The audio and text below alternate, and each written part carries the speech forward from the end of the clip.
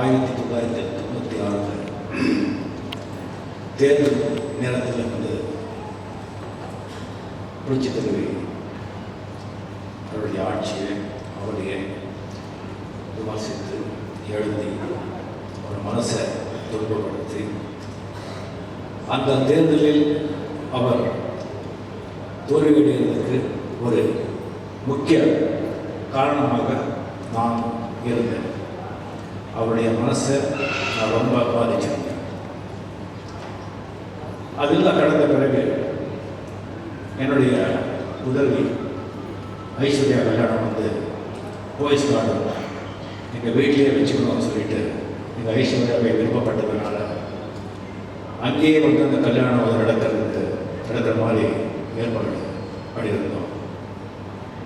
So அந்த போயஸ் கார்டனில் வந்துட்டு பக்கத்துலேயே வந்து செய்யும் பரிசுத்தலை தனித்தரவில் இருக்கும்போது அவருக்கு வந்து இன்விடேஷன் கொடுக்காம இருந்தால் நல்லா இருக்காது. பட் எந்த முகத்தை வச்சுட்டு அவர்கிட்ட போயிட்டு நான் இன்விடேஷன் கொடுக்குறது அப்படின்னு சொல்லி ஒரே தர்ம சங்கடமான ஒரு நிலை. சரி, முதல்ல ஒரு அப்பாயின்மெண்ட் கேட்டுக்கலாம் அப்படின்னு சொல்லிட்டு அப்பாயின்மெண்ட் கேட்ட உடனே நெக்ஸ்ட் டே காலையில் நீங்கள் வாங்க அப்படின்னு சொல்லி அப்பாயின்மெண்ட். ஸோ போயிட்டு இன்விடேஷன் கொடுத்தோம். சம்பிரதாயத்துக்கு வரமாட்டாங்க தெரியும். சம்பிரதாயத்துக்கு வந்து நீங்கள் வரணும் அப்படின்னு கேட்டோம். பார்த்தாரு இதே தேதியில் வந்துட்டு நம்ம கடவுளுடைய இன்னொரு பொண்ணுடைய கல்யாணம் இருக்குது. பரவாயில்ல, நான் அதை வந்து ப்ரோஃபார்ம் பண்ணிக்க சொல்கிறேன். இந்த கல்யாணத்துக்கு நான் நிச்சயமாக வருவேன்னு சொல்கிறேன். ஸோ அந்தபடி கல்யாணத்துக்கு வந்து அவரே முன்னிலையில் அவர் முன்னிலையில் அந்த கல்யாணத்தை நடத்தி வைத்தாங்க. அந்த மாதிரி ஒரு பொன் மனசு கொண்ட புரட்சி தலைவர்கள் எங்கள் கூட இல்லை. சில சிஷ்யர்கள் குருக்களையும் முன்னேறுவாங்க. அதில் வந்து புரட்சி தலைவர் ஒருத்தர். அவருடைய குரு ஆசான், அரசியல் ஆசான், வாழ்க்கையினுடைய ஆசானாக இருந்த புரட்சி தலைவர் எம்ஜிஆர் அவர்களையே அரசியலையும் சரி, அரசியல் சாதனையிலையும் சரி அவரையும் மிஞ்சிட்டாருன்னு சொன்னால் அது மிகையாகாது. அவர் ஒரு டைமண்ட், அது ஒரு வஜ்ரம்.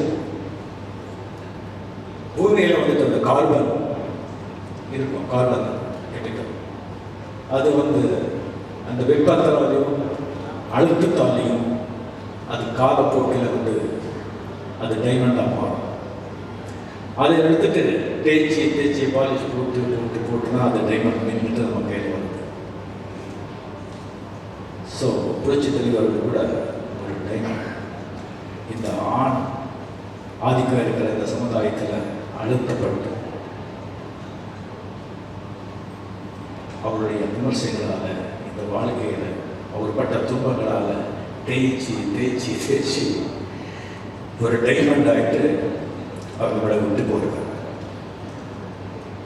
அவர் போன பிறகு கோடான கோடி தொண்டர்கள், மக்கள் அவருடைய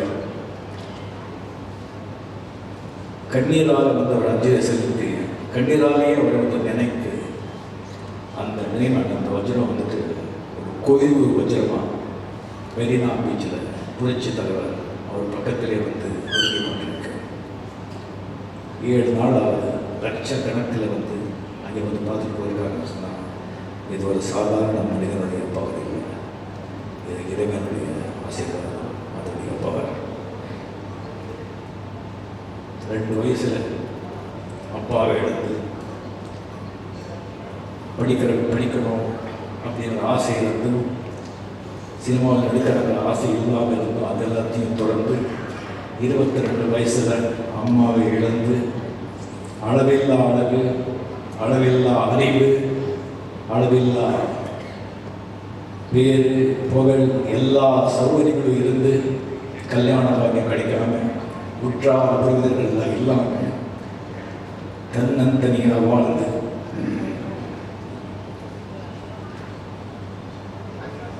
அவங்களே சொன்ன மாதிரி அந்த கட்சி வந்து அவங்க சாதாரண வகையில் வரல. அதுக்காக எவ்வளோ பாடுபட்டு அவ்வளோ பெரிய மாபெரும் கட்சியை வந்து கட்டி காப்பாற்றி அதுக்கு எங்கேயோ கொண்டு போய் எத்தனையோ உதவிகளை செஞ்சு புரட்சி தலைவியாக இருந்தார். அவர் அம்மா என்று மக்களால் அழைக்கப்பட்டு கடைசி வரைக்கும் உடம்பு சரியில்லாத போது கூட அந்த தேர்தலில் தமிழ்நாடு பூரா என்னென்ன கிரிட்டிசைஸ் பண்ணால் கூட எல்லாம் பண்ணாங்க. அது எல்லாத்தையும் மீறி தேர்தலில் ஜெயிச்சு ஆட்சியை அதிமுக ஆட்சியில் உட்கார வச்சுட்டு ஹாஸ்பிட்டலுக்கு வந்த கடைசி மினிட் வரைக்கும் அவர் வேலை செஞ்சுட்டே இருந்து ஒரு 10 மணிக்கு போய் ஹாஸ்பிட்டலுக்கு போய் வீட்டு கேட்ட 3 மாதம்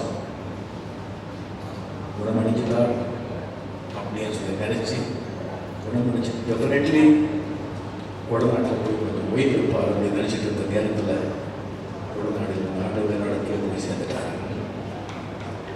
அவருடைய ஆத்மா சாந்தி அடையணும். அவர் வாழ்க்கையில் வந்துட்டு நம்ம கற்றுக்க வேண்டியது எவ்வளவோ இருக்குது.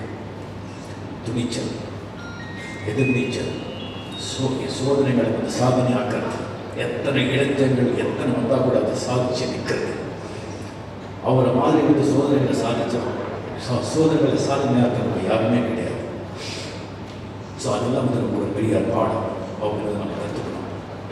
அவருக்கு ஒரு உதாரணம் பெண்களுக்கு மட்டுமில்லை, எல்லாருக்குமே நமக்கு இப்படி சோதனை வருது. அவங்க வந்து மைண்டில் வச்சுக்கிட்டு அவர் மாதிரியே நாம் நடந்தால் குடும்பத்தில், உறவினர்கள் மத்தியில், சமுதாயத்தில் நாமும் சந்தோஷமாக நிம்மதியாக பேரோடு வாழவும். அவர்மா இப்போவே பெரிய ஆத்மா, அது மகாத்மா ஆயிடுச்சு.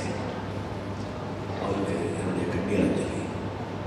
என்னுடைய மிக நெருங்கிய நண்பர் சோ ராமசாமி அவர்கள், என்னுடைய அவர் எப்படி சொல்லுறதுன்னு தெரியல, அந்த மாதிரி ஒரு மனிதரை வந்து பார்க்கவே முடியாது. மனித புரட்சி தலைவர்களுக்கு நண்பர்கள் கிடையாது. ஒரே ஒரு ரொம்ப ரொம்ப ரொம்ப நெருங்கிய நண்பர்கள் சொன்னார் சோ ராமசாமி அவர்கள். சச்சின் கூட சோ ராமசாமி அவர்கள் வந்து ரொம்ப ஃப்ரெண்ட்.